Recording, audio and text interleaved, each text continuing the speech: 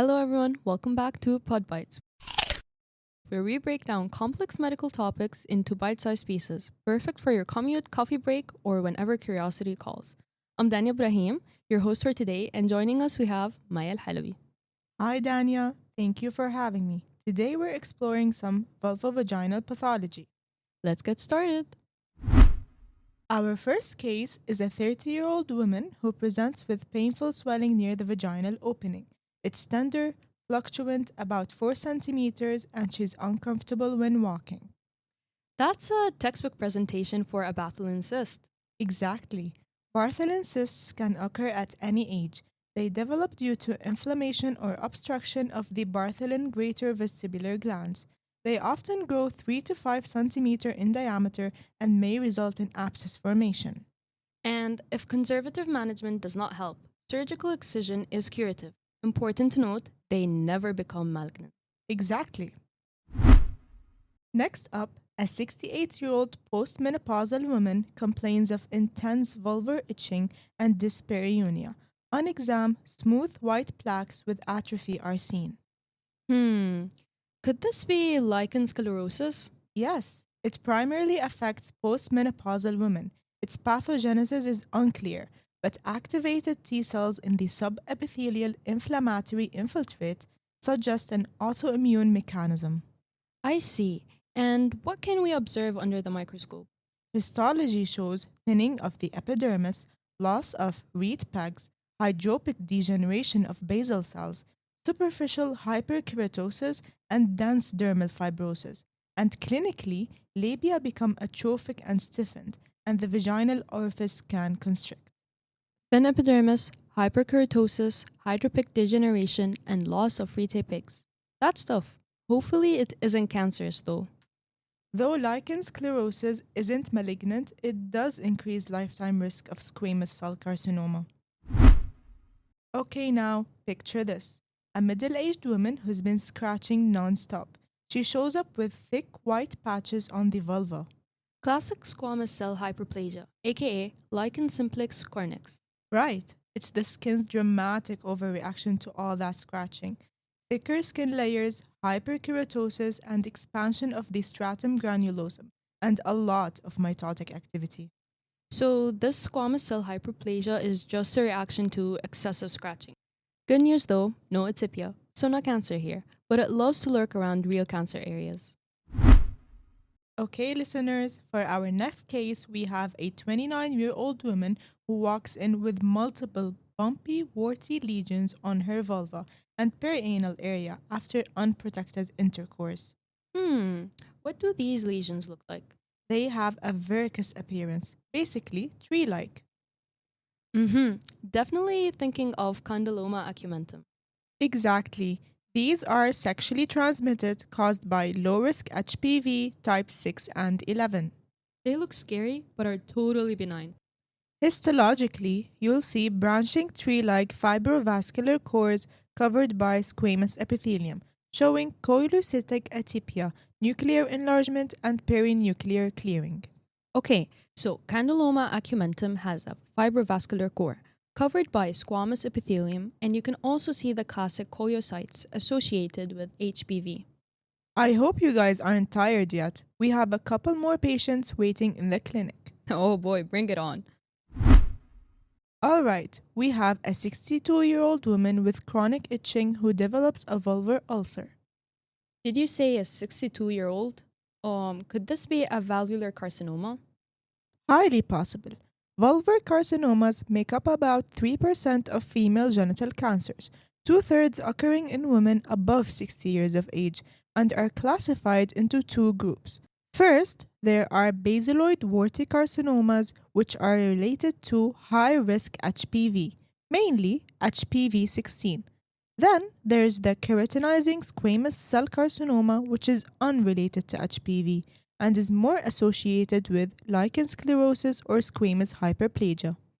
Let's start with the basaloid carcinomas. Do they have any specific precursors? Basaloid carcinomas arise from classic vulvar intraepithelial neoplasia, or VIN, formerly known as Bowen's disease. Classic VIN shows nuclear atypia, increased mitosis, and loss of maturation. What are some common risk factors? The main red flags are young age at first sexual activity, multiple sexual partners, or having one male partner who has had many sexual partners himself. Most cases arise from HPV 16, although HPV 18 or 31 could also lead to basaloid carcinomas. I see. What about the morphology? Basaloid carcinomas are hyperkeratotic and can be exophytic, with nests of malignant cells and prominent koilocytic atypia. Remember, koilocytes are associated with HPV. Okay, I got it now. What about the other group, the keratinizing squamous cell carcinoma? This makes up the majority of the VIN cases. Keratinizing squamous cell carcinoma arises from long-standing lichen sclerosus or lichen simplex chronicus. This type of carcinoma appears as nodules that have basal layer atypia, with normal maturation in superficial layers. They also show nests and tongues of malignant squamous epithelium with prominent keratin pearls. By tongues, I mean the finger-like or infiltrative projections of tissue extending into the surrounding stroma. And since it is thought to arise from the lichen sclerosus or squamous hyperplasia, I can imagine the patients complaining of lots and lots of itching. Precisely. It can even be confused with dermatitis or leukoplakia due to all the itching and discomfort. That was a lot to take in, and I think it's about time we take a lighter case. Let's see. Okay. A woman notices a sharply circumscribed nodule on her labia majora. Not exophytic, tree-like, itchy, or anything? Nope, just very circumscribed. That hints at papillary hydroadenoma. Correct. It's a benign tumor arising from modified apocrine glands. It's histologically identical to the intraductal papilloma of the breast, which shows papillary projections lined by two layers, the columnar secretory cells above and the myoepithelial cells below, characteristic of sweat glands and their tumors. You're doing great so far. We've got a few more patients left. All right, next case, let's go. Here we go. A 75-year-old woman with a red crusted map-like lesion on her labia majora. Any hints?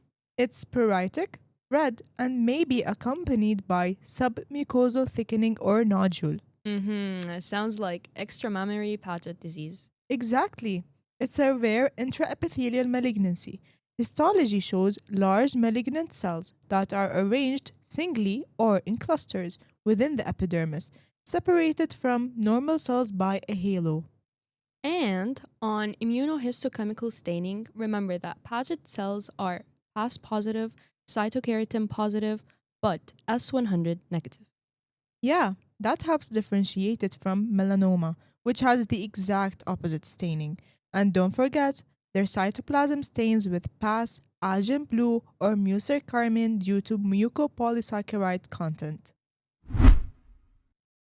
But now, picture a 68-year-old woman with dark vulvar lesion with irregular borders. Always rule out melanoma. You're on a roll. Vulvar melanomas are rare, under 5% of vulvar cancers, and peak in women in their 60s or even 70s, but deadly. Their prognosis depends on the depth of invasion, assessed by the Breslow thickness. Lesions invading deeper than 1 millimeter have a greater than 60% mortality. And their prognosis is very poor. 5-year survival is under 32%, right? That is correct. Now for testing, IHC is positive for S100 and HMB45, but negative for PAS and keratin, which is opposite to what we saw in Paget's disease. Moving on now, a historical case. A woman exposed to diethylstilbestrol, DES, develops glandular cells in her vagina. DES? That's the synthetic estrogen which was thought to prevent miscarriage back in 1940s until 1970. This patient must have vaginal adenosis. That's correct. Adenosis normally regresses, but DES exposure keeps it there. and creates a risk of developing clear cell carcinoma, especially in teens and young women. And it gets its name due to cells with abundant clear cytoplasm. Okay, so DES leads to vaginal adenosis, which might cause clear cell carcinoma. Final case, ladies and gentlemen. However, it's a little girl this time. A 3-year-old girl presents with a bulky grape-like vaginal mass. That's easy. Classical embryonal rhabdomyosarcoma, aka sarcoma bitroioid. Yes, it appears as a polypoid rounded mass that often fills the vagina. Histology shows small tumor cells with oval nuclei and tennis racket cytoplasmic extensions. Beneath the vaginal epithelium is the cambium layer, a dense layer of tumor cells. Deep tissues contain inflammatory cells, so pathologists may mistake it for the inflammatory polyps, delaying the treatment. And without early treatment, this embryonal rhabdomyosarcoma may invade locally and be fatal by peritoneal penetration and urinary tract obstruction. So, conservative surgery plus chemo offers the best outcomes. All right, listeners, or should I say gynecologists at this point, let's do a quick recap of all the conditions we've covered today before we sign off. Yeah, starting with the Bartholin cyst, painful, annoying little lump near the vaginal opening, usually from a blocked gland. It can turn into an abscess, but the silver lining, it never turns cancerous. Next up, Lichen sclerosus. It shows up mostly in postmenopausal women, causes atrophy, itching, and over time can make the labia shrink and stiffen. And while it's not cancer itself, it does increase the risk of valvular squamous cell carcinoma. Then we had the squamous cell hyperplasia.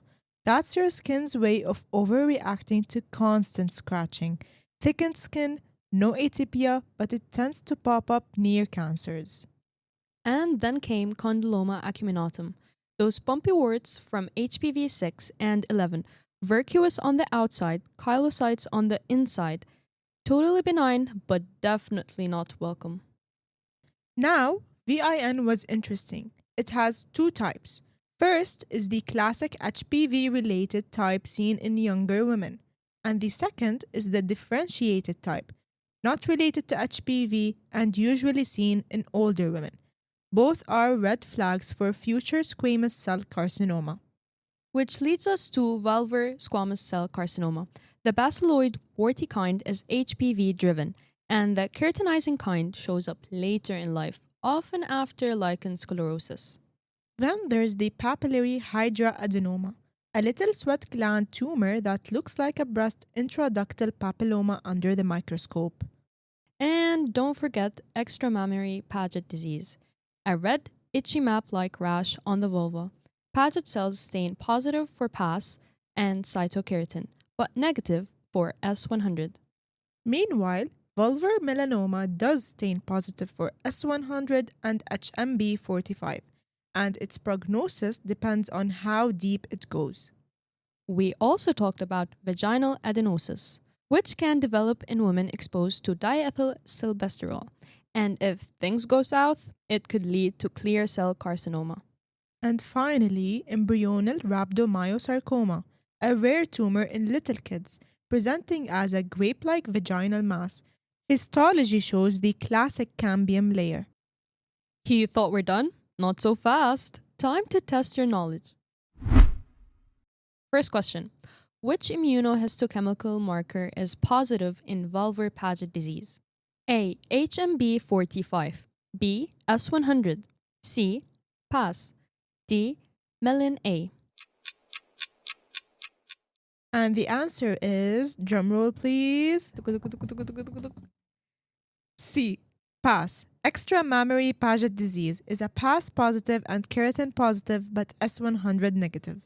Next up, which HPV types are responsible for Condyloma acuminatum?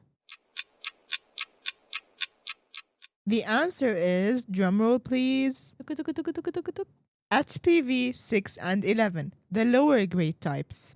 And finally, our last question for the day. Which lesion is caused by repetitive scratching and shows thickened epithelium without atypia? And the answer is, drumroll please, squamous cell hyperplasia, aka Lichen simplex chronicus. And that's a wrap on another PodBites episode. Thanks for joining us, Maya, and thank you all for listening. Catch you next time. Bye bye.